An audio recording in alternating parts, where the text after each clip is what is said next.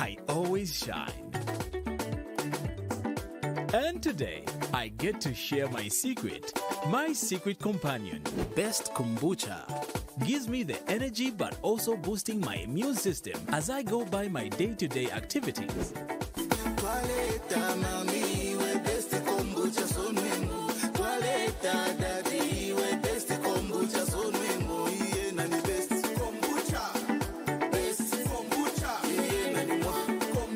Now you know.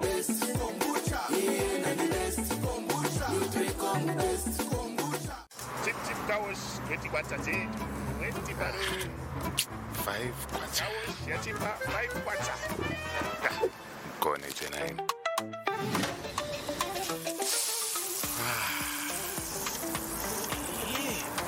binto. How much for a plate? Huh? Everything is better with Binto. Binto noodles, full of unique flavor.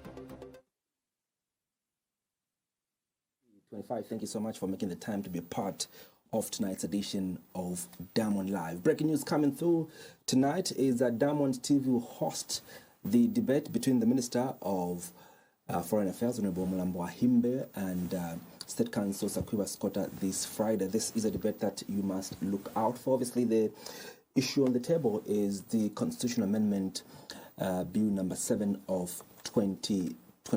Coming up on the program tonight, we continue the discussion around Bill 7.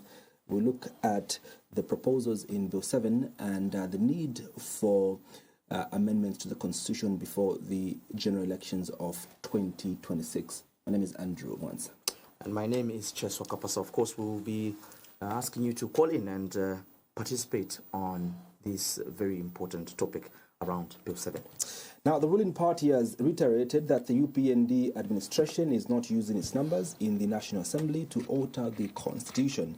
Party spokesperson Cornelius Moitwa explained that the Constitution Amendment Bill number 7 of 2025 falls under the exclusive jurisdiction of Parliament. He assured citizens that no new issues will be introduced in the bill beyond what has already been outlined. Meanwhile, the Select Committee tasked with scrutinizing the bill has commenced its work at the National Assembly, receiving submissions from various stakeholders. And today we did see that the technical committee, which President Hakainde Hichilema appointed in October, were making submissions before the Select Committee. Also, it was interesting to see the opposition political party leader in Peter Chanda as well making submissions among many other stakeholders have made submissions today, to the Select Committee, at Parliament. Tonight, we are privileged to be joined in by Kankoyo lawmaker Honorable Heartson Mabeta as we continue discussing Bill 7, the proposals, and whether this bill is necessary before the elections of 2026. Honorable, always a pleasure. Welcome back to Diamond Live. Wow, Andrew, good evening. It's always... this is my second home, I think. In my last 4 years, I've featured here more than any other station. I'm sure when we started, it was a bit rough. Yeah. You know how you guys are, you're too smart, and I think you've taught me how to be smarter than you. So it's my sincere hope that today we'll be able to shake hands again after this this interview. Good evening, Cheswa. Good evening, Honorable. It's good that you put it that way, and we hope to interact with you further. Yeah, I'm sure it's going to be a good conversation. Just 30 minutes will be enough. 30 minutes will be the compliments of the season. Same to you. Let's quickly begin, Honorable. This debate has divided the country. there are those that are for Bill 7 and there are those that are against Bill 7. It appears as if though the UPND and the executive arm of government does not want to listen when you hear stakeholders like LAS, when you hear stakeholders like Chapter 1 Foundation and others. It seems like government is adamant on ensuring that this constitution is amended before the 2026 general elections. A lot of allegations have been raised against this process. Others are of the considered view that you want to amend this constitution because it has a political advantage for the UPND going into the next election. Let's begin off from there. What are you generally making of these critiques that are coming your way around Bill 7 as a member of the UPND in Parliament? Yeah, first of all, Andrew, we need to accept and realize that in politics, we have a social contract. When we go to engage the voters, we sign an official social contract, which is a manifesto, and the voters buy in that manifesto to give us a mandate to implement the manifesto in the first 5 years. We may not implement everything, but they'll be able to judge our motive or intention on how we are committed to implementing the manifesto. In 2019, the UPND as a party came up with a 10-point plan on the 10 things which were critical to look around and focus on when are given an opportunity to serve the people. So as an organization, we had an agenda and the aim which a roadmap on how we are going to govern this country. So among the 10-point plans, there is point number 7, which looks at governance issues. And in that point number 7, it talks about amendments to the Constitution, which we thought as an organization we are going to implement to ensure that it aligns this, we align our manifesto properly and be able to deliver the deliverables. So when the Zambians were going to vote based on the 10-point plans which we had given them, or we had sought to them when they bought in the idea, there was that commitment that we are going to do this constitutional amendment within the first 5 years, which we are given by the Zambian people. So it's part of the social contracts which we signed. So to those organizations or individuals who may not be supporting what we're doing, they never even supported, they never voted for us in 2021 because they never believed in our 10-point plan. So obligation, we are accountable, we are answerable to the people who believed in our 10-point plan, and they gave us the opportunity to come and implement what we promised them before we came into government. So obvious democrats, not everyone agrees. Each political party has got its own manifesto. The reason why we don't have 100%, we didn't get 100% of the votes, because the other 40% which didn't agree with us. So it's normal when you hear that there are some section, or I can say, people who don't believe, because from the word go, they never believed in the processes we are going to implement. So this constitutional amendment is part of the 10-point plan, which we had sought to the Zambian people, and 2.8 out of the 7 million registered voters, they agreed with us to say we are going to give you the mandate to implement your manifesto. Was it deliberate or intentional for you as lawmakers of the UPND to wait until 2025 to amend the constitution? Was it deliberate, was it intentional, or it wasn't just an afterthought? No. It was part of the long process of the reforms which we have been carrying. I think the first 5 years of the UPND have been basically to do with reforms in the education sector, reforms in the management sector, reforms in the agriculture sector, reforms to align the programs we're implementing to what we had committed ourselves to do in the 10-point plan. So even the constitutional reform, it's part of the reforms which have been done in other sectors of the economy. Remember, this is just on the legal side of it. Yeah. So it's not the only reforms which we have carried. I've carried so many reforms. Go into the road sector. The PP was introduced because of the size of our debt and the source of availability. So to do certain roads, we had to come up with a PP model to raise more money to do the roads without committing the country to those borrowing. So this is just part of the reforms which have been carrying other sectors of the economy. It's not something which should scare the Zambians. It's nothing new. I've done a lot of reforms in the aviation industry, in the tourism sector. All the sectors have had the share of the reform. So this is just part of the reform. A major constitutional changes, fundamentally that affect our constitution. And so I think that is why the concern is, people are not concerned largely about the reforms that you've been undertaking, because well, not to say that minor reforms, but these that are undertaken now are major reforms that need the public to have their input in.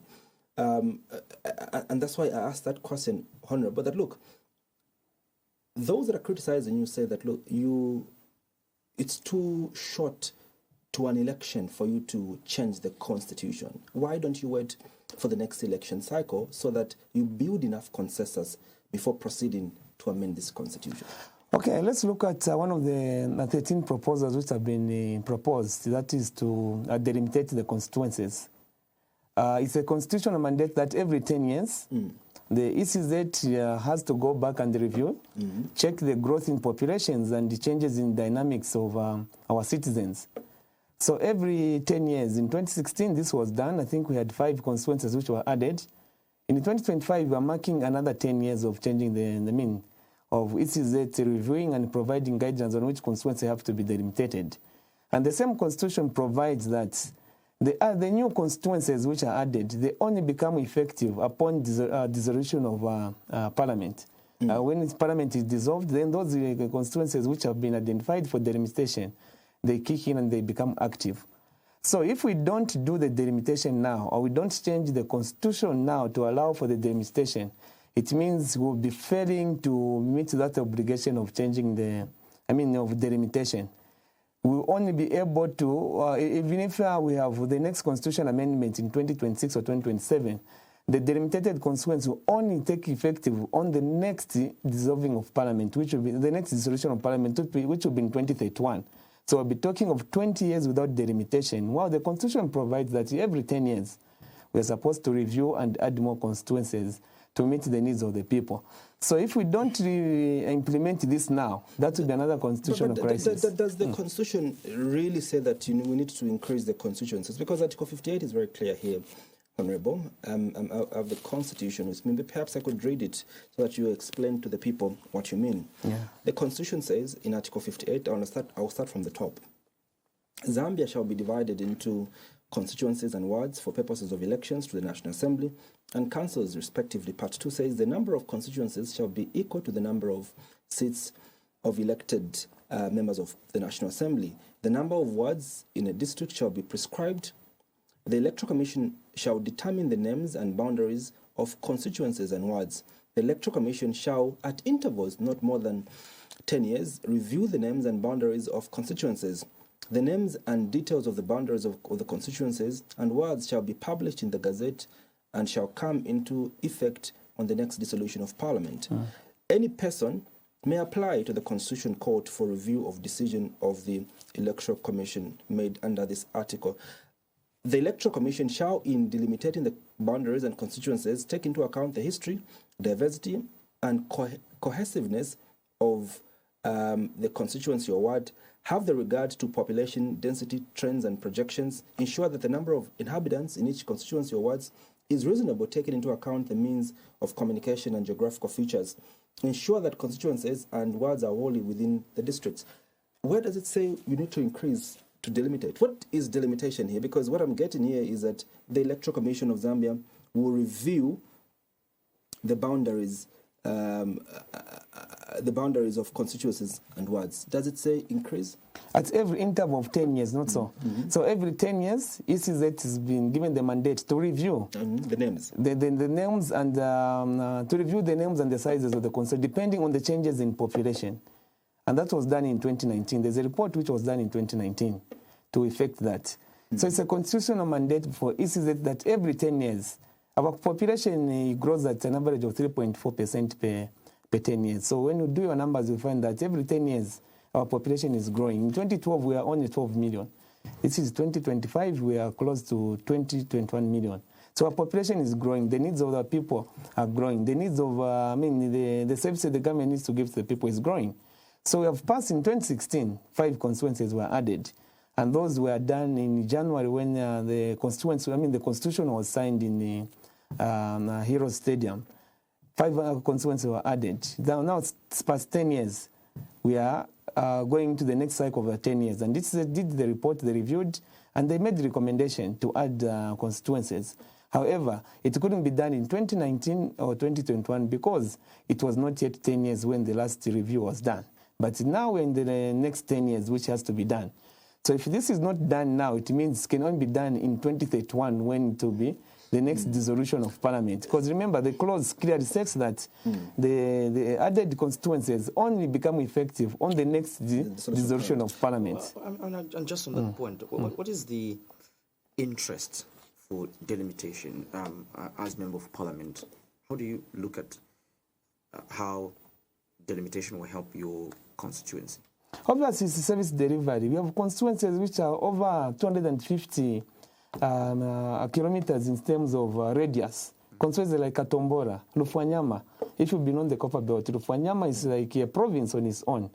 Constituencies like Mwinulunga. These are huge constituencies. Senanga, whereby even the MP, it's so difficult for him to be able to visit all the wards in the 5 years. They're so huge that the service delivery, the interaction between the elected official and the communities is so wide because the constituencies are so huge.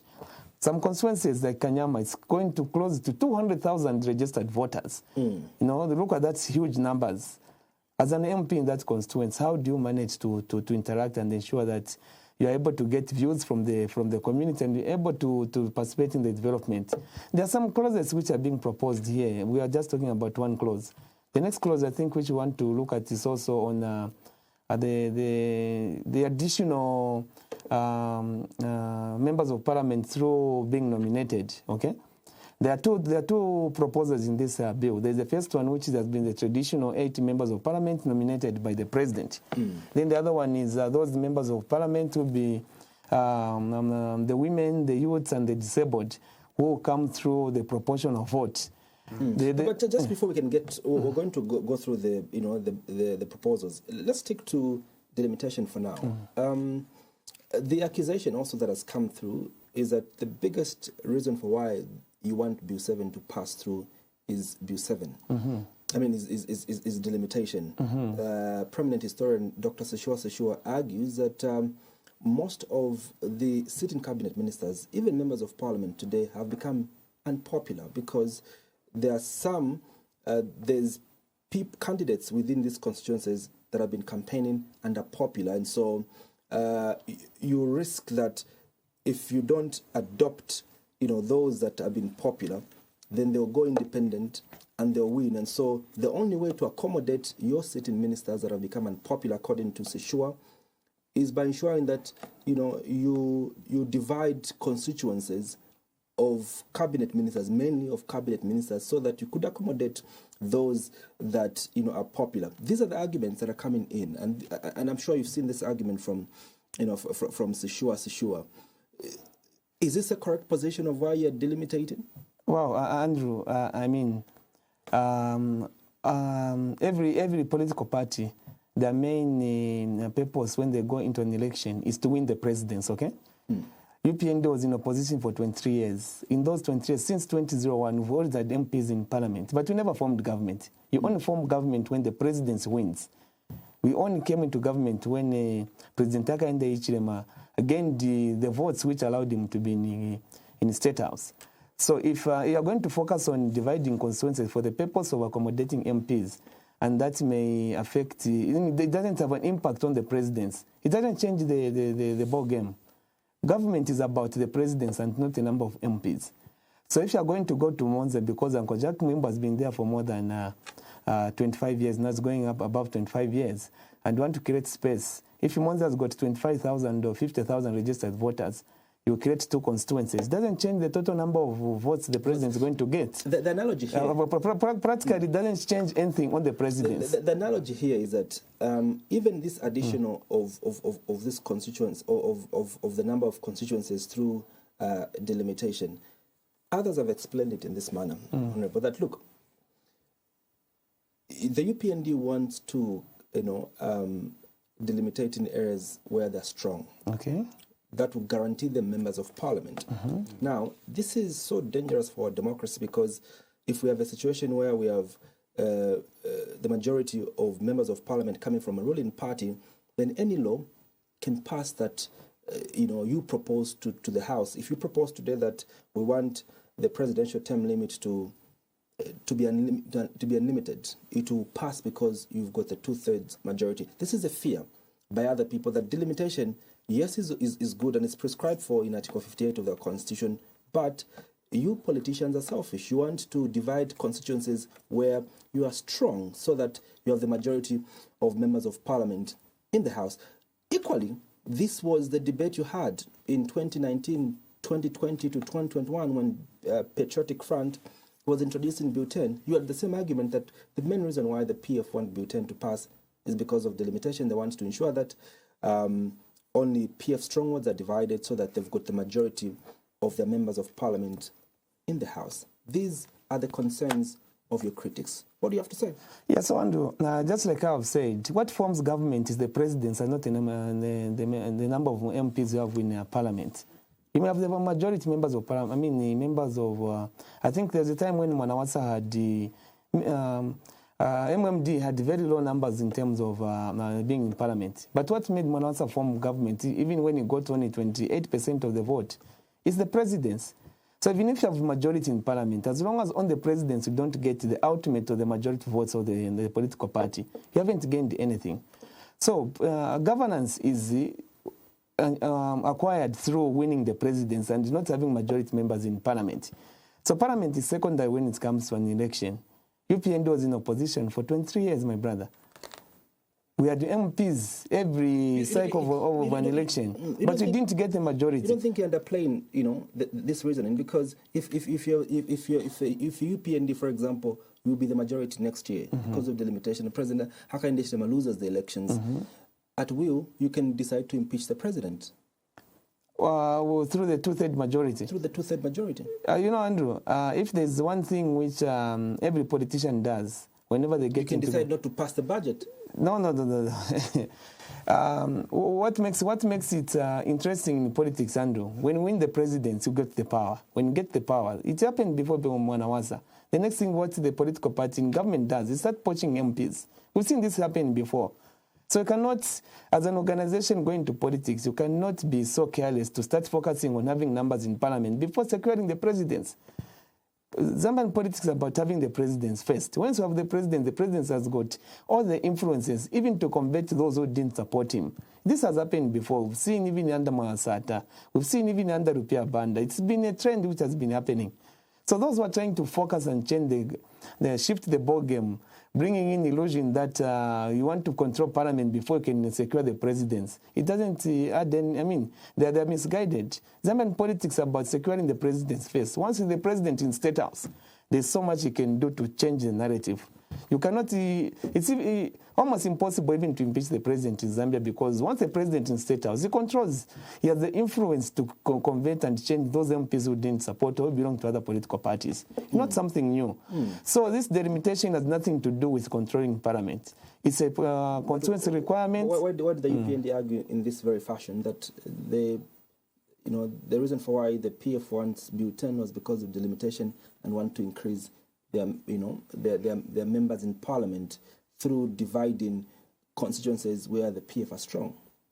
Yeah, so I think when it comes to reasons why the Bill 10 wasn't voted for, Andrew, I want to be very honest with you.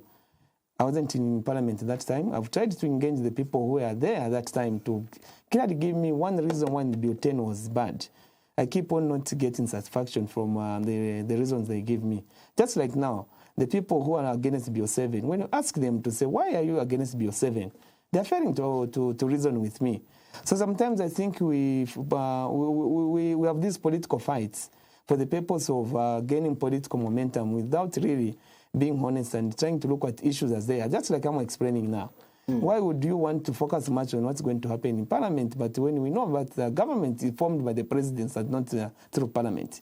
You only get into a political party only forms government when they win the presidential vote and not winning through parliament. So let's focus on what is really the reality of the reality of the things we're talking about. If we focus on distractors, they'll twist us and trying to throw us to think that governance is won through parliament. No, in Zambia, it's different from the South African system where the party with the majority sits in parliament forms government. Here it's the president who forms government. Parliament follows. Would it make sense to you that if we take a look at the delimitation report and we find rural constituencies being delimited? I ask that reason for one simple reason, because if you look at this article in this constitution, the Article 58, that you must take into account, obviously, geographical location as well as population. Now, most of the densely populated areas are within the Copper Belt and in Lusaka. You find that the population of Munali alone is equal to 2 constituencies in the rural parts. Would it make sense to you if the rural parts are the ones that are divided as opposed to areas where we have so many people? It's also to look at service deliveries, development. You're talking about a constituency which has a radius of 250 kilometers. Just to grade the one road at 1,300,000 kwacha per kilometer, in one constituency you need to spend over 300,000 kwacha because of the radius of that constituencies.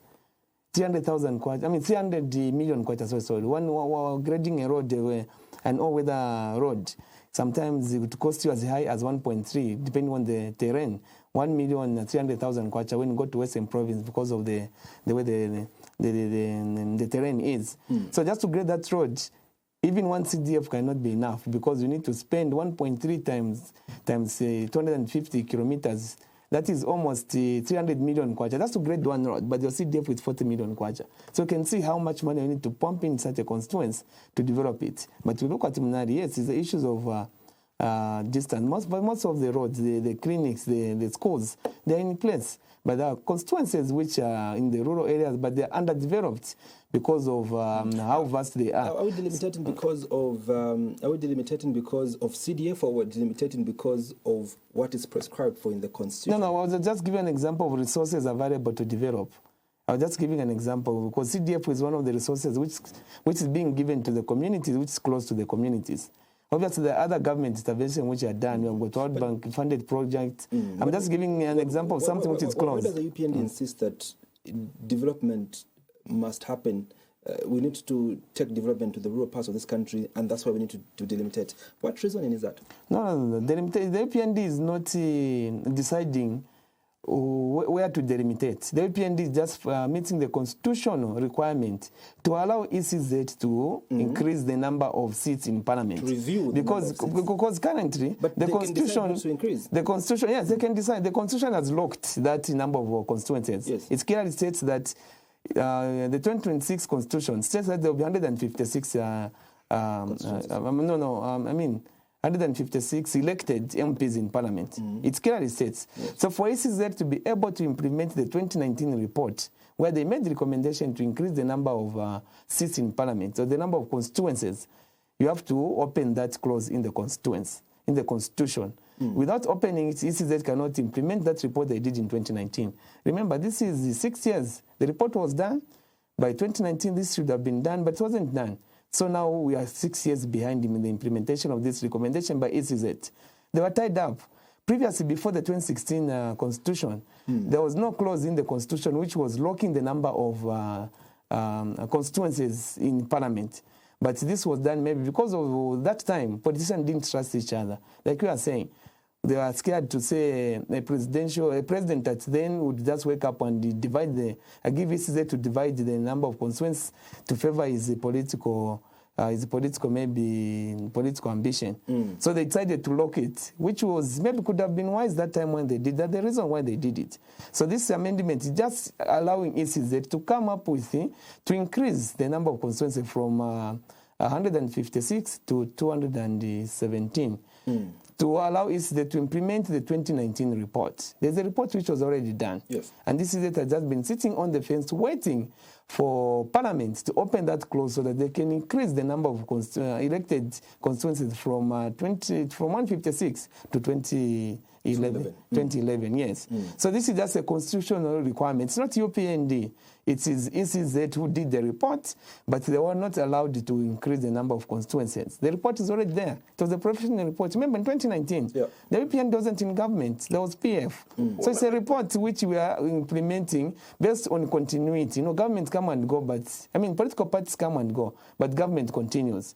So this should have been done in 2019. Yes, you say it's a constitutional requirement. Yeah.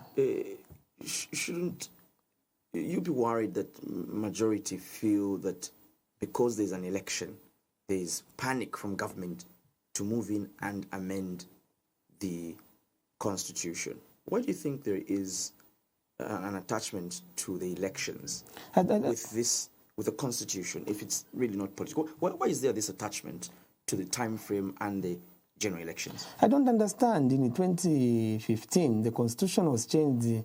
We went through this process, and the constitution was changed in January 2016 when we were about to vote. We are in December. We are not even in January when PF changed the constitution. But there was no this panic. So I don't know, they just fear of unknown. Maybe it is acceptance of defeat, where you want to even start using the number of constituencies to determine who's going to be the next president. President is a different ballgame. If you want to win and you want to form government, you have to win the presidents. It has nothing to do with the number of seats you win. So those who are scared, maybe, who are trying to throw in the towel, it's too early to start complaining. 2016 is coming where we are going to campaign heavily to ensure that President Hakainde Hichilema retains the seat in parliament. That's when we're going to stay in government. Our focus for now is, through our 23 years of being in opposition, we learned it the hard way. We tried to increase the number of MPs in parliament. Every election we're increasing the number, but we're never forming government. But now we know that the most important vote which forms government is the presidents. And when you look at all this, in the proposals, the only proposal which has given power to the president is the one which is talking about increasing the number of nominated members of parliament from 8 to 10. Only 2 seats. Only 2 seats. But instead proposing to increase the number of constituencies from 156 to 211. What number is that? The president is only being given 2 seats. But when you look at the number which ECZ is proposing, it's huge. So the right focus I want to maybe to give to the opposition, more especially our friends in the PF, they need to look at organizing themselves and start having a presidential candidate who they are going to market. They're running out of time. We're in December already, Andrew. By the time after next week, we'll be having the Christmas weekend. The other weekend, it will be New Year's weekend. By the time they wake up, we'll be in February because they'll still be getting shocked from how the political landscape is changing. They're running out of time. Let them focus on what will win their presidents. What will make them win an election. Winning an election is through the presidents and not the number of seats you want to gain in parliament. From our experience, I'm just giving them one advice as a friend, as a politician who also cares about the growth of the opposition. So they are shooting in the wrong direction. Their energy is misguided. Let them focus on what will make them win the government, the governance, which is the presidents. Today, the PF doesn't have a president. They have 3 political parties within PF. There's PF1 under Chavinga. There's PF2 under... Before we deviate, there's PF3. You took a big part of the conversation. The phone lines are now open. You can come through and give us your contributions and questions regarding the topics that we have on the table tonight, but also you can interact with us through our social media platform. We are streaming this program live on Facebook at Diamond TV Online. The other debate, and I want you to get your thoughts on this, because tomorrow, I don't know if you're part of a team that is going to the Constitutional Court, because the Constitutional Court tomorrow is going to render judgment whether Bill 7 is contemptuous before Parliament or it's rightfully, or it's rightfully before Parliament. Others argue that what you're debating at the moment, what is in Parliament, is an unconstitutional bill. And they're arguing based off the Munia Zulu and Celestine Mkandila case that ruled that the process leading to Bill 7 went against the spirit of the Constitution, and the Constitutional Court did stipulate those very specific articles. There are more than 6 articles that the Constitutional Court pointed to. So, what do you make of this debate that this bill is unconstitutional? Well, I don't understand what would make this. First of all, why would you be called to go and appear before a judge or court for executing my duties, which I was rightly given by the voters in 2021? We are given, Parliament has got 3 roles. The first one is to represent. I represent my people in Kankoyo, in Parliament. Number 2 is to legislate. Registration is making laws, and this is what we are doing. Number 3 is to approve, to provide checks and balance. Remember, the budget is also part of the laws we make. A budget is a law also. Yes. So, if I'm going to be sued for making a budget in Parliament, then I don't understand the rationale behind that. Then number 4, we are given immunity on whatever we do inside Parliament. Remember, there's a difference between being on the floor of the House and just being in the building and premises of Parliament. There's a huge difference. I can commit a crime out within the premises of Parliament. I'll be liable and I'll be accountable. But when I'm on the floor of the House, we are debating Bill 7 on the floor of the House, I've got immunity. And this is what the Zambian people gave us through the constitution we are debating. So going to court because of the functions I'm doing on the floor of the House, where I've got immunity, is something strange for me. And I don't think I'll be part of the people who are going to go to court tomorrow, because I haven't even been saved of any, someone, no. So otherwise, whoever is trying to argue that this is an constitutional process, I'd want to learn from them. Because all the bill, this is not the only bill we have tabled. From the time UPND came in government, we have approved over 120 bills. And this is just one of the bills which we have done. So maybe this bill is so contentious because of... then, like I said, they just hold your thought there on a caller. Yeah. Hello, good evening. Hello. Hello, good evening. Thank you so much for joining us tonight. Hello. Hello, good evening, Wakalurushi. Hello. Hello, good evening. We can hear you. Hello, we can hear you. We can hear you. Go ahead with your contribution. Yes. Yeah. Can I go ahead? Yeah, please go ahead. Yes. Good evening, everybody there. Good evening, Mr. Bwaria. Yes. He's saying if they increase the number of constituencies, then the development will be there. They have failed to bring development to the small constituencies which we have at the moment. But how are they going to develop with the more constituencies if they increase the more constituencies? And lastly, they want to increase the term of the presidency from 5 years to 7 years. Are they going to develop in 7 years? They have failed to develop in 5 years. Thank you very much. Well, Walia, just before you leave, Mr. Walia. Yes, come on, I'm there. MK, if I don't know if you have got the Bill 7 with you there, but would you point to exactly where it says that the bill is proposing that the term of office must be increased from 5 to 7? From 5 years to 7 years. Mm-hmm. Which part of the bill says that? So on the media, there are people that are saying they want to increase from 5 years to 7 years. No, it's not true.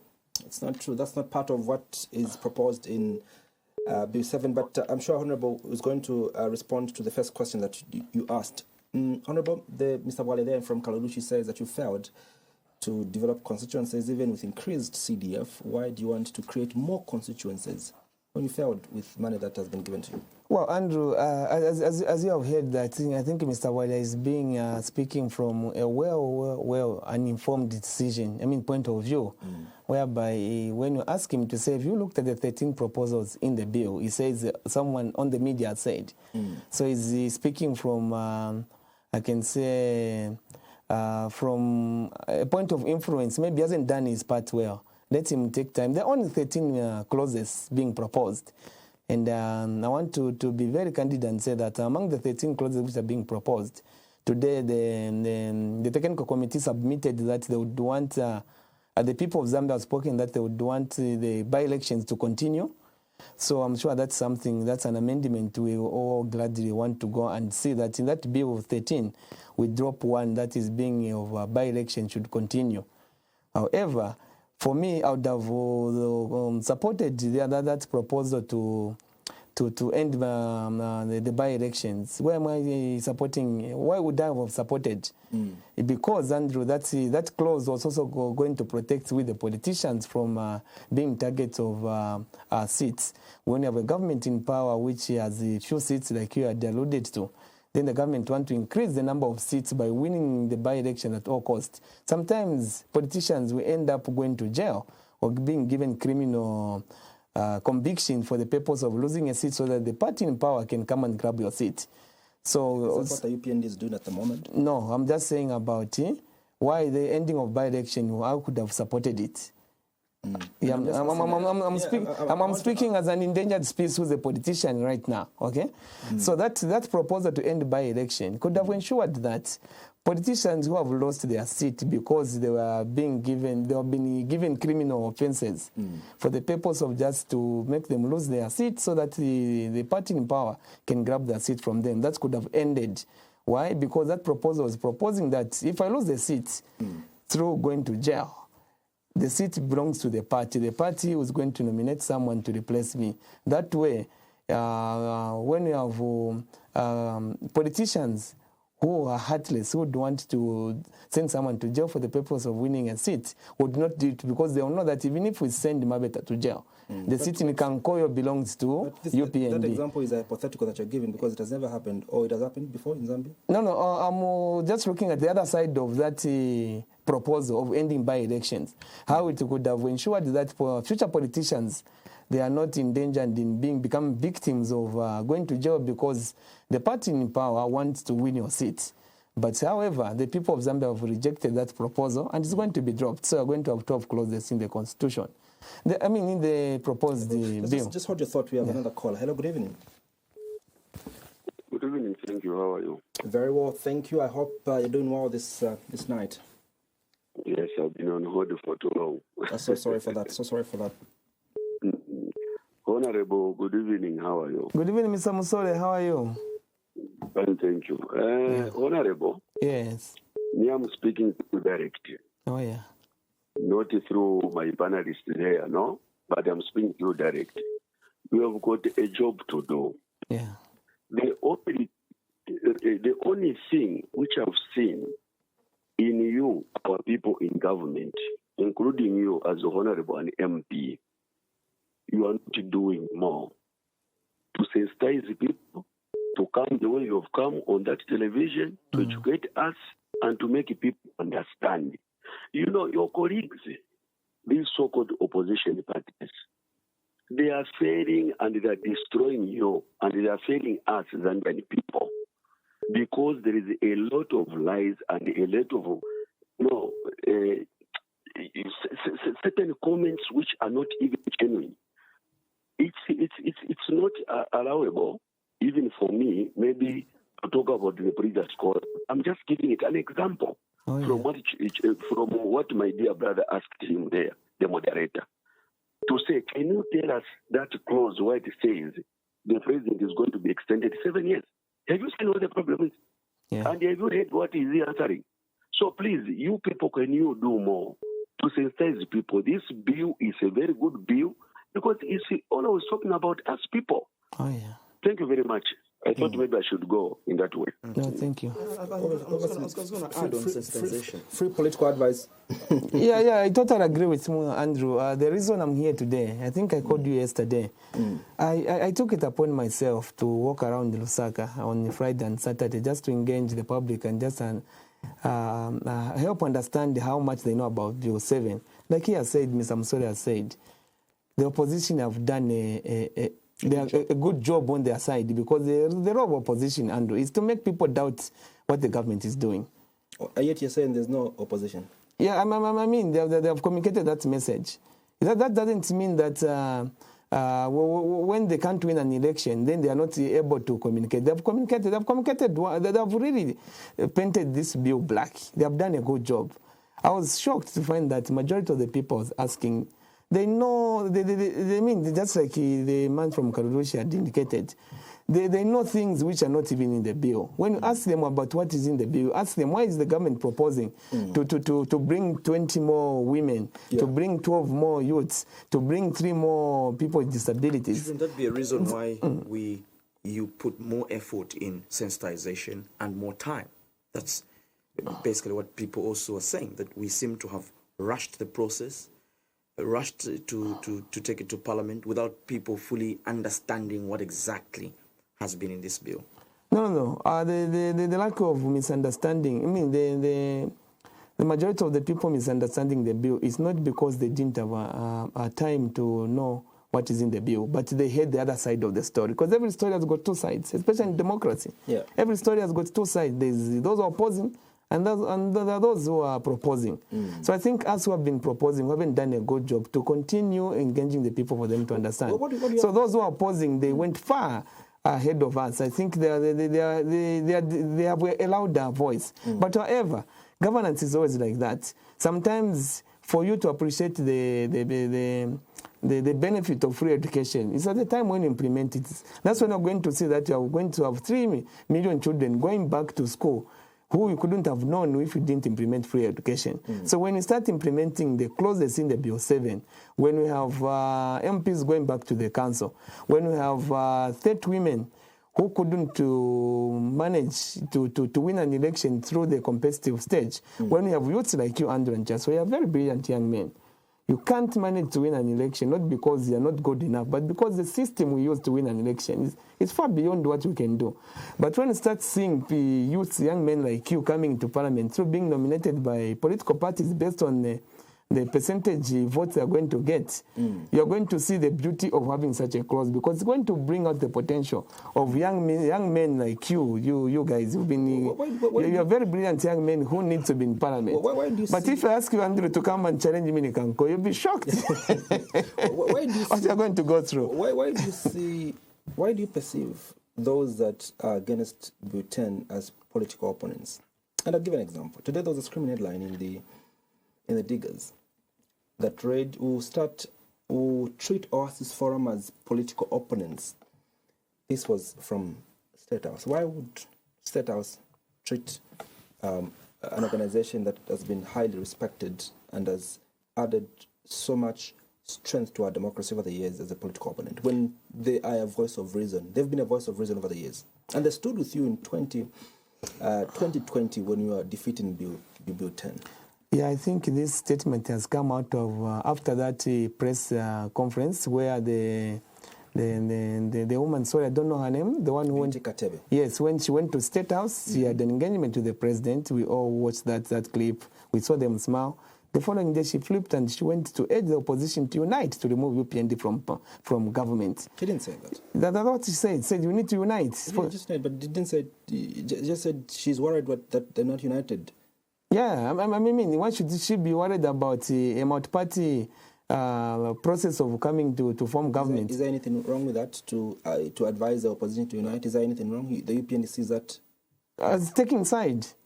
It's like a referee. It's a referee telling the other opponent on how they should do, what they need to do to win the game. Then that referee becomes compromised. Remember, Oasis should be neutral like a referee. So you don't think that... So when a referee, when the referee starts telling your coach, I mean, telling the coach of the other team to say, we have got players on the bench who can do better than this. Can you make changes so that you can win this game? That referee becomes compromised. Do you think that's fair? Because they were at State House with the president, and they were advising the president what to do. Yeah, no, not to win the election, but what is needed to be done for the purpose of giving the constitution. Did they say you must win the election? They didn't. You're putting words in Oasis Forum's mouth. Yeah, she said you need to unite. If you're not united, you're not going to win the next election. Let's put things into context here. So the purpose of Madam Beauty Kateve's statement was that you need to be united so that you're fighting from a position of strength, because if you're not united, then you not fight from the position of strength, especially when you're dealing with constitutional issues. She meant it in the context of the Constitution. In fact, the political parties that went to pay a courtesy visit on Oasis Forum was on how they can unite on the Constitution, not on the elections, but on the Constitution. I mean, Andrew, how many political parties do you have in Parliament? In that case, where the political parties don't have representation in Parliament, so that unit of uniting a Fred member uniting with PF to add numbers in Parliament, where are they going to get the numbers to win the vote when you go to vote for it? It was a political statement, and when a referee starts becoming sided, we stop looking at them as the referee, but they become an opponent. If you're turanda mubola, tulikusepela kumana refu ove. So refu ambo kuwa compromise, kumo sepela kumo kwingi shot kato twingi. But also, I mean, the people that have divergent views. I mean, you are the one talking about multi-party politics. You are telling us about democracy. Shouldn't it be healthy to have opposing views in a democracy like Zambia? It is. That's why we are here, to look at the other side of the story. You are calling these people political opponents. I mean, should civil society begin to select what they say for you to treat them as civil society, and now you claim that they are your political opponents? Cheswa, having a divergent view is not siding with the opponent. So when they go and side with the opponent, advising them what they need to do for them to win the election or to win the battle against Bill 7, then they're taking sides. A civil society needs to be neutral, okay? I know civil society, they do vote. It's very difficult for them because there's no neutral vote. It's very difficult to remain neutral. But when they start popping up and showing signs of siding, then we start realizing that these are not civil society. They're hiding and using the civil society to hide and take political side. So when you take political side, Andrew, you become an opponent. I was watching an interview that DJ Shosta had with Beauty Katebe, and she said that if the UPND goes ahead to pass this law, it will cost them a vote. And you're not scared that civil society are saying that this will cost you your presidential vote if you arrogantly go ahead and pass this bill? It's not an issue of being arrogant, and it's not an issue of winning the next election. No, it's doing the correct thing. There's a 10 years, which we should have done in 2019. ECT gave a report. We want more youths who have potential but cannot compete. I can give you an example of you two guys. I want one of you to be in parliament because the constitution identifies the potential and gives the right to a political party which has got majority number of seats in parliament, or maybe a presidential candidate who has gained. Like, let me give an example. I've got a soft spot for Honorable Hari Karaba. I think he's one politician who inspires me. But because of the harsh environment of politics, from the time we formed this political party, he has failed to have a seat in parliament. But if he performs well, I mean, God allows him, he gets maybe even 10% of the total national votes. He's going to have 10% of 20 youths in parliament, 20 women in parliament, 10% of 12 youths in parliament, 10% of the 3 people with disabilities. By giving that window, at least his political party will now be registered in parliament, where he has failed to win an election on a competitive, to win a seat on a competitive, on a one-to-one on the ground. So what this bill is proposing is that let's give room also to other political parties to have a chance to nominate, to appoint women, or women who can add value to what we do in parliament. Youths who can add value, like you, Andrew. You were nominated to be among the 12 youths who are going to come to parliament from a political party who's going to recognize your potential. You come into parliament without going through the process you go through to become members of parliament. We are giving you an opportunity to serve this country at a level where you couldn't have come through the normal competition which we go through. It's not easy, my brother, to win an election. It's not easy. If you want to try, come and try to stand in Kankoyo next. If truly honourable, your government had a heart for the young people. Yeah. Your government had a heart for persons living with disabilities. The Constitution empowers the President to appoint or to nominate 8 members of Parliament, from this diverse population of our people, the young people, the women, and those with disabilities. But among the appointees of the President, I don't see a young person. Well, I can see a woman. I don't see young people there. I don't see persons living with disabilities. Don't you think if you are a government that means what you're saying, you should have shown us through the actions that the President is, through the actions taken by the President, through the provisions of the Constitution that empowers him to do so? Among the 8 nominated members of Parliament, there is Honorable Kankoyo Mufarari. I think could be an example of the young men who have been nominated through the President's window. What's the definition of a young person? It depends with which side you look. Let's look at the Zambian. Isn't Honorable Mufarari young? Let's look at the Zambian. let's talk about Isn't Honorable Mufarari young? But when you look at the youths who are below 35, this is why now this Constitution is proposing to give, to redefine who is a youth and who's an adult. In the bill, there is that clause which is clearly stating. Then it's also stating the seats which will be reserved for those people who have been defined by the Constitution. Remember, there's a definition of who should be identified as a youth. Then there's also a proposal to reserve 12 seats for that. And then those appointments, just a bit, Andrew, so that I don't lose out the viewers. Then there's also an equal process of how you come up to divide those numbers. So those numbers will be divided based on your performance in an election. the technical committee was proposing that based on the number of votes each political party gets in, the number of seats each political party gets in parliament, I'm of the view that we need to look at the percentage of the presidential candidate in an election. Why? Because the only vote which demonstrates a national vote is the vote which is coming for the president. You have a political party, like I gave an example. Honorable Karabas failed to produce a member of parliament in parliament, but he may perform better in this election. So if he gets 10% or 5%, at least we're going to have a member of parliament who's going to be nominated by the party where Honorable Karabas is coming from. So even those political parties which haven't had the chance, which haven't found it easy to break through and win a seat through the normal competition, this bill is proposing that they should also have a voice in parliament.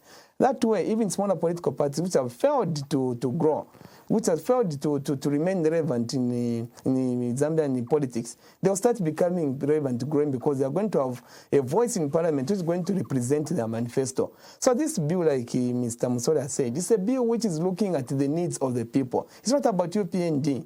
If UPND performs better, they are going to nominate members of parliament. But if UPND doesn't perform better, other political parties perform better, we're going to have a shared plate. This is giving an opportunity for you, Andrew and Cheswa, to be nominated. You know, you're people of value, of added value to this country, your contribution, you watch your programs, but you want your voice to be in parliament. But you can't come through parliament through an election. It's so difficult for you. Very difficult. Do you have the numbers? Maybe educate us tonight, Honourable. Do you have the numbers as UPND to pass this bill?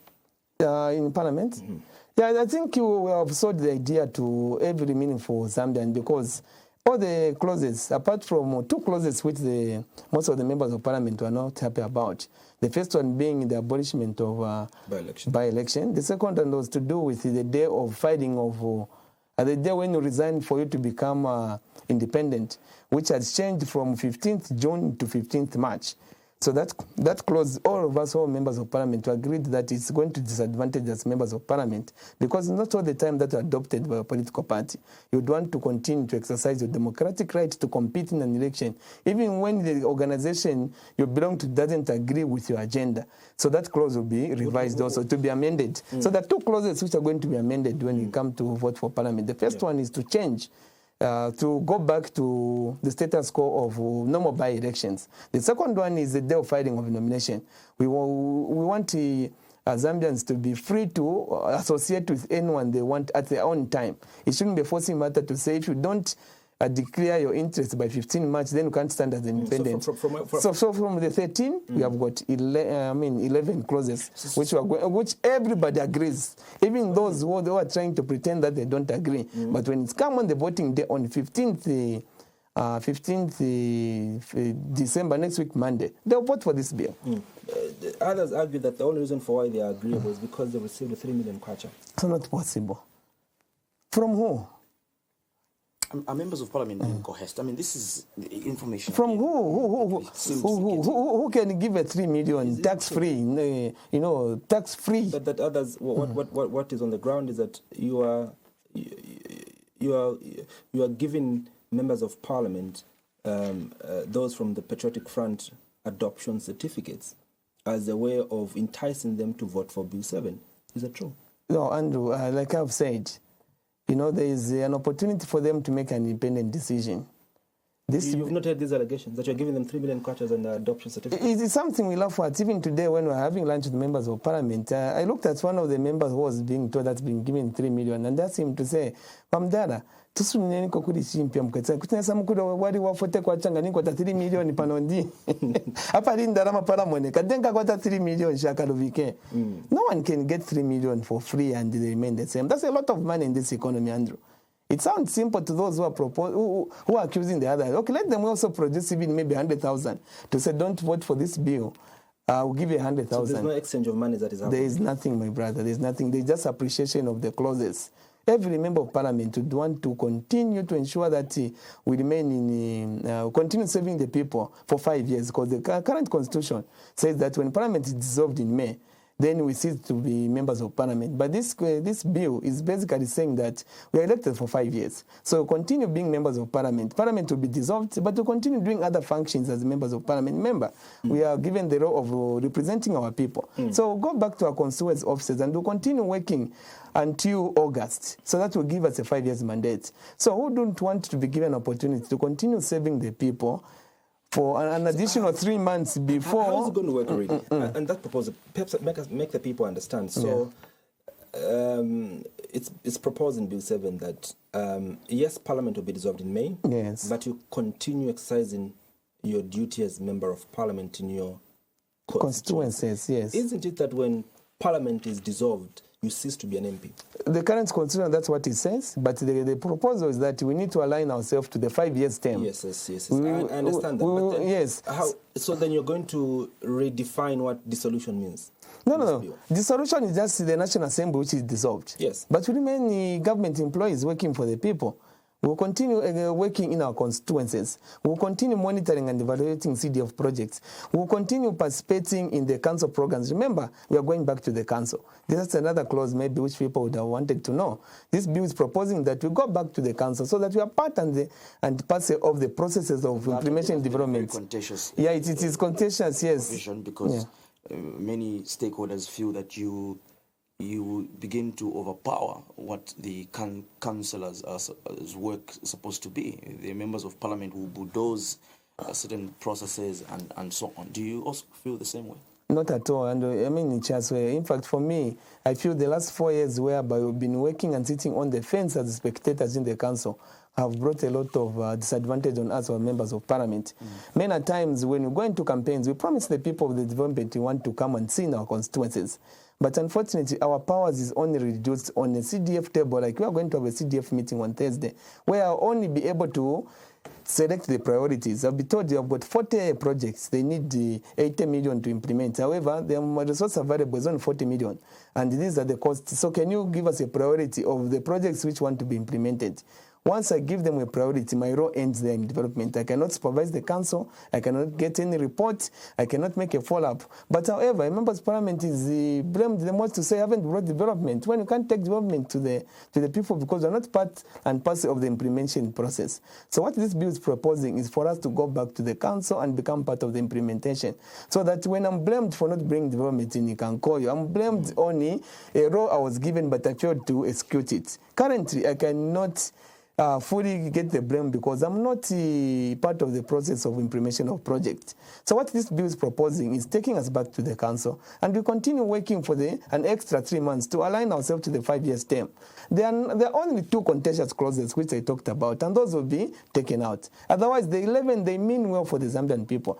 Well, in fact, I want even to go and propose to say this proportional representation at the National Assembly, let it also drop at local government level. Because in my ward, I've got young men, I've got women, I've got people with disabilities who have got the potential to contribute to the development of my constituency, but they don't have the capacity to win an election.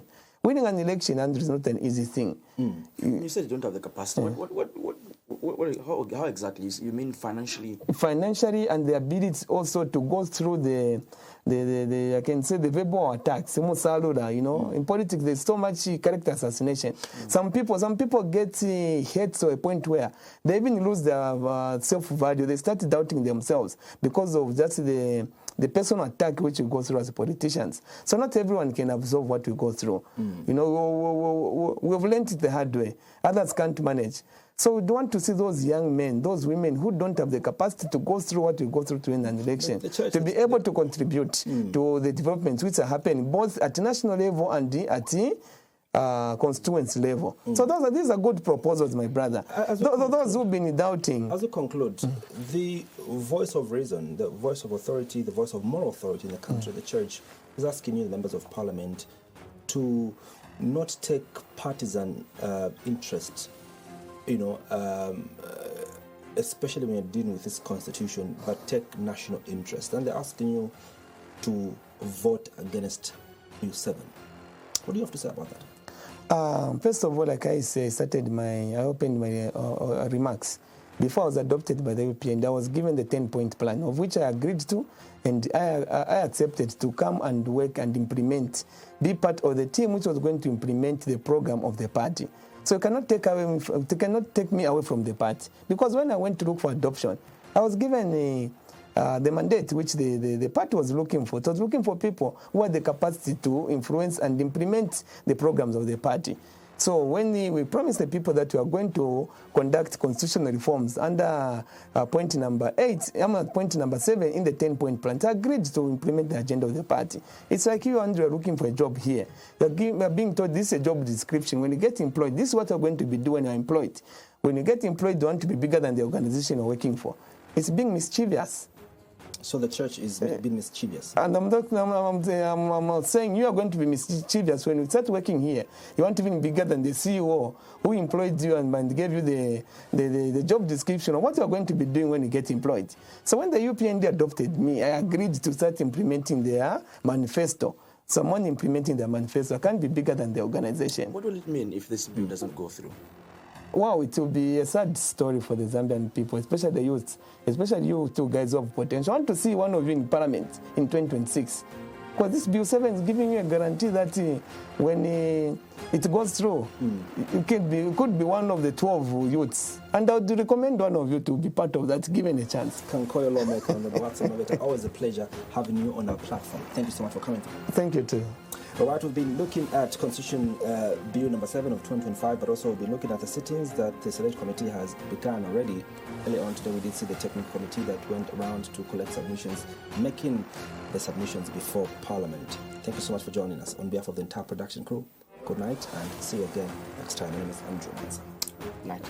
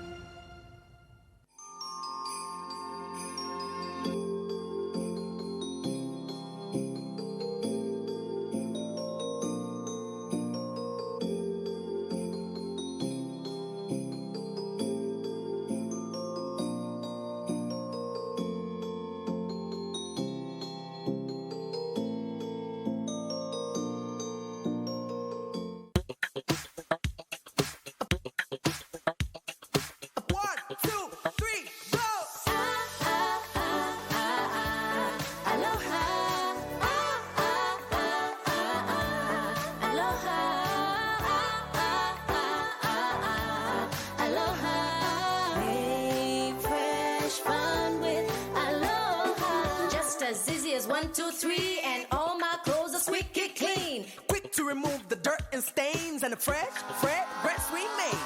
Never seen nothing like it. That's exactly why I like it. So whether color white or black,